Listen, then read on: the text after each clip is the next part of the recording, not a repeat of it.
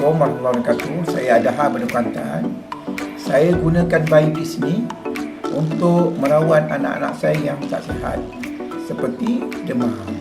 Jadi saya akan gunakan air Biodies sebagai minuman anak saya untuk meredakan kepanasan badannya.